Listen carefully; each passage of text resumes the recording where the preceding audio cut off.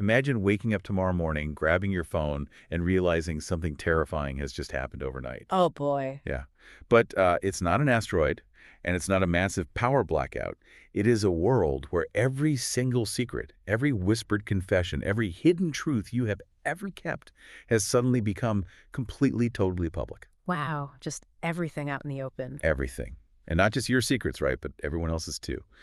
So we are taking a deep dive into a conceptual text today that plays out this exact terrifying what-if scenario. It's a massive thought experiment. It really is. We want to find out, when the boundary between public and private vanishes completely, do we land at a perfect utopia or an absolute dystopia? Right. And well, what makes this thought experiment so destabilizing is that it challenges the very foundation of human interaction. Yeah, completely. Because everything we do, every social structure we have built, relies heavily on the control of information.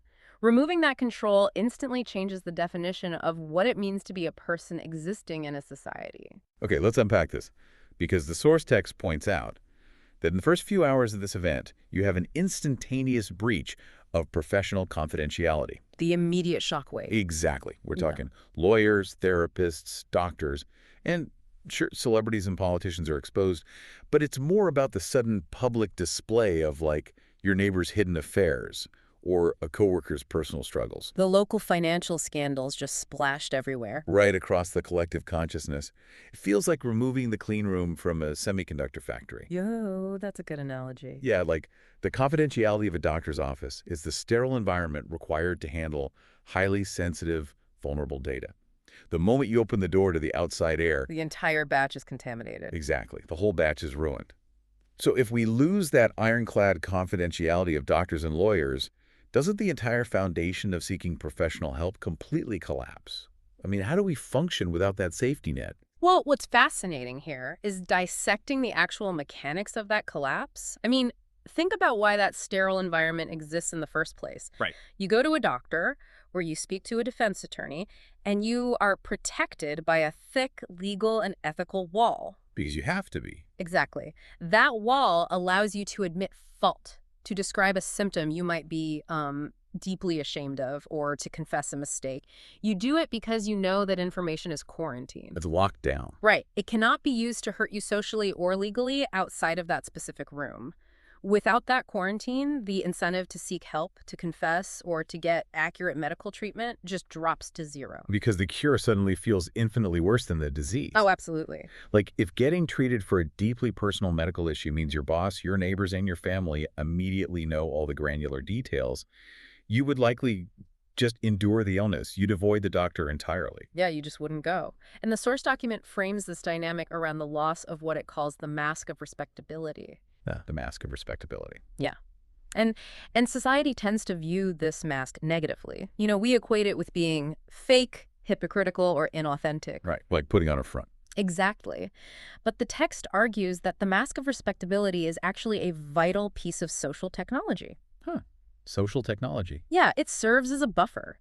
It allows individuals to interact smoothly with people they fundamentally disagree with, or to maintain strictly professional boundaries with colleagues they might, well, personally dislike. That makes total sense when you apply it to, like, a normal Tuesday at the office. Right.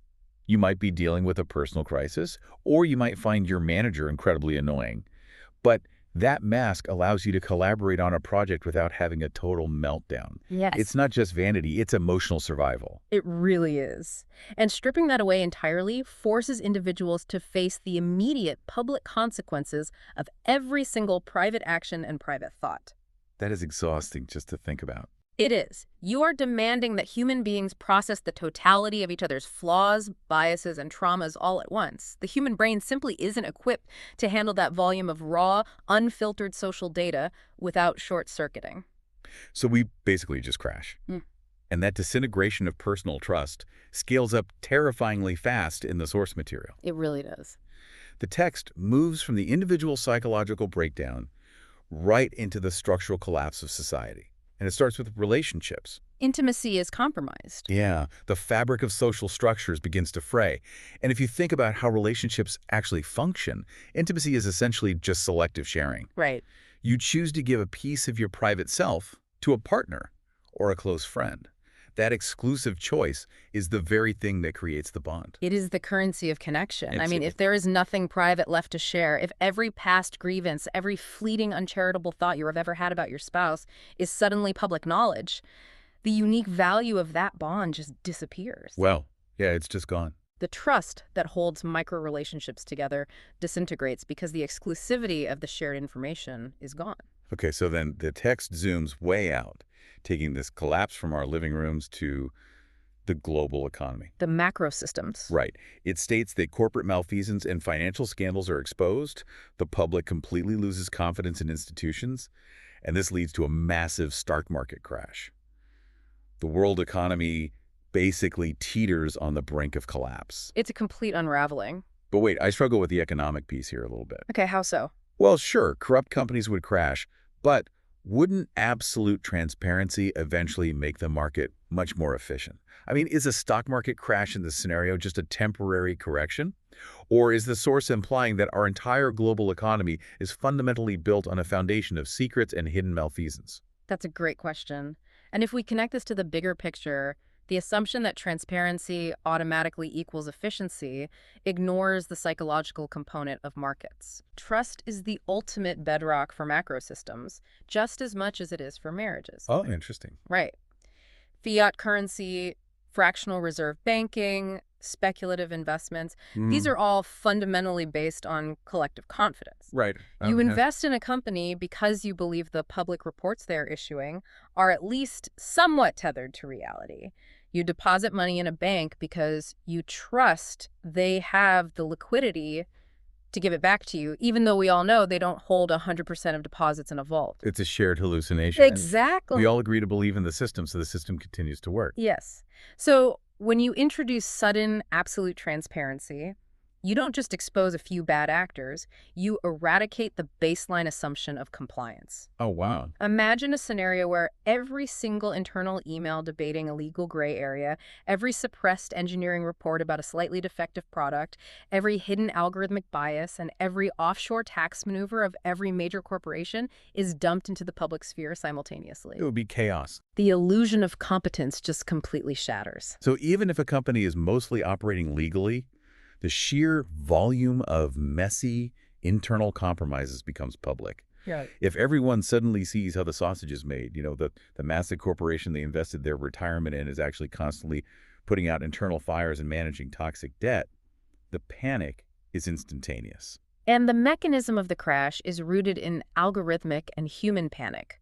The mechanisms we use to evaluate value, like audits, PR statements, carefully curated quarterly earnings reports. They're all replaced by raw reality. Exactly. When investors see the unfiltered chaos behind the curtain, everyone tries to pull their money out at the exact same second. And the banking system cannot handle a universal bank run. Not at all. The social fabric and the global economy unravel because they are woven from the exact same thread, which is the selective control of information. The picture being painted here is incredibly bleak. It is dark. I mean, the economy is in ruins, our relationships are destroyed, the healthcare system is paralyzed because no one will talk to a doctor. But the source material actually pivots at this point. It does. It asks us to look at the other side of the coin. What if this total meltdown is just the fever breaking? Right. What if the economic and social collapse is just the painful, messy clearing out of systemic rot? The text suggests a utopian silver lining to all of this radical accountability. Because the destruction of legacy institutions might simply be the necessary prerequisite for building a more egalitarian society. Okay, so a clean slate. Yeah. The source highlights that in this post-secrecy world, corruption is fully and permanently exposed. The powerful can no longer hide behind non-disclosure agreements, expensive corporate legal teams, or classified government documents. They can't buy their way out. Accountability becomes strictly and universally enforced by default. The text specifically points out that the historically voiceless are finally heard and the powerful are held accountable. There's an unbridled freedom to speak truth to power. Yep. But here's where it gets really interesting. The most fascinating phrase the source uses is that truth replaces money as the ultimate currency. It's a huge shift. Right, let's ground that. How does that actually function practically? It's like the ultimate societal flip. Imagine a neighborhood HOA meeting or a local city council election where every candidate's financial status, their hidden biases, and their private complaints about their neighbors are suddenly visible to everyone. Everything is on the table. Exactly. If truth is the new currency, do the historically voiceless suddenly become the most powerful people in society simply because they have nothing to hide? That is exactly the core mechanic of this utopian phase. Consider how systemic power is traditionally maintained. All right. It requires vast resources to keep secrets at scale. Right. It takes capital to bury a chemical spill scandal, to bribe a regulatory official, or to run a massive public relations campaign to distort reality. Right. Secrecy is expensive. It is. And the marginalized, by definition, lack those resources. They have always lived with a certain level of exposure. When the truth becomes universally accessible, the playing field is radically leveled. Oh, I see. The billionaires' hidden political donations and offshore accounts are instantly just as visible as the struggles of a factory worker. So the currency of secrecy is hyperinflated into worthlessness. Yes. You can't buy silence anymore because silence is no longer a commodity that exists on Earth. And the source notes that in this scenario, the very notion of a secret becomes an anachronism. Wait, really? An anachronism? Yeah, and it is a profound concept to unpack. An anachronism implies that hiding information becomes a relic of a past civilization, comparable to, like, a telegraph or a suit of armor. Wow. Future generations born into this paradigm wouldn't even have the cognitive framework or the vocabulary to understand what it means to conceal a motive. They'd read history books and think, wait, previous generations just chose not to tell each other vital information. Exactly. Like, how did their society even function without knowing everyone's true intentions? Right. And enforcing this level of radical, involuntary accountability could theoretically create a society completely devoid of systemic injustice. Because oppression requires shadows to survive. Exactly. If every discriminatory hiring practice at a tech firm, every instance of political graft in a local municipality, and every environmental violation by an oil company is immediately known to the entire public, the mechanisms of oppression simply cannot operate. It's impossible. You take away the shadows, and the rot burns away in the sunlight. I mean, it sounds incredibly liberating. A world where you never have to second-guess a politician's motives, where you never have to worry if an employer is lying to you about the salary range, because lying is literally impossible. It sounds perfect. It really does. You don't have to spend mental energy decoding the world around you. It sounds like the ultimate utopia.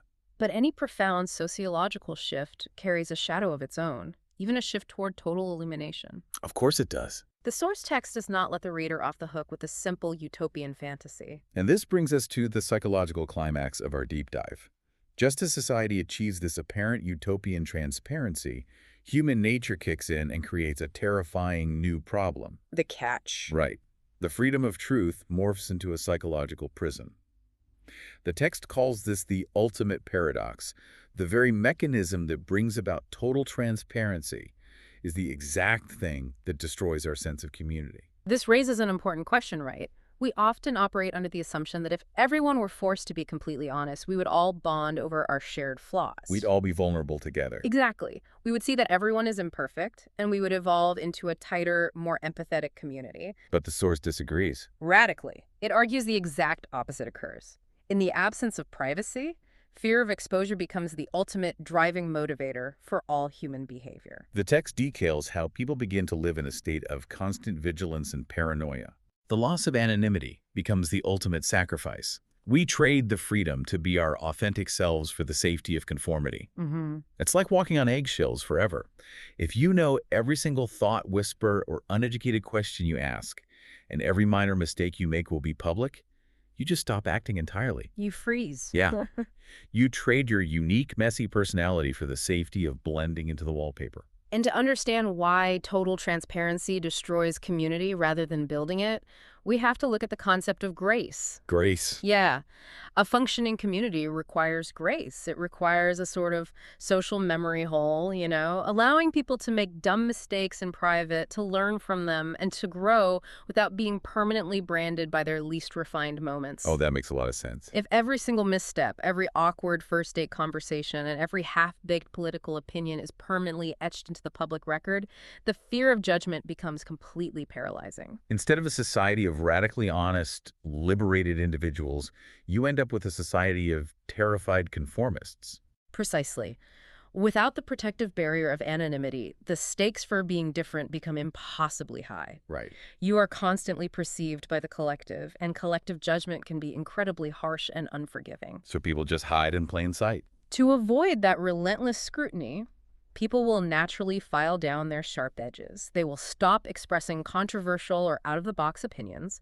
They will stop experimenting with new art forms or eccentric hobbies. They just want to survive. Exactly. They will actively seek the absolute middle ground of acceptable behavior just to survive the social panopticon. It creates a chilling effect on human progression. It does. If no one is willing to be weird or wrong or different in private, then innovation stalls. Completely skulls out. So we've gone from the complete destruction of personal boundaries and the collapse of the global economy to this shining utopian vision of radical accountability, only to end up in a psychological prison where everyone is terrified to just be themselves. It's quite a journey. It is. The source material asks a fundamental, lingering question here.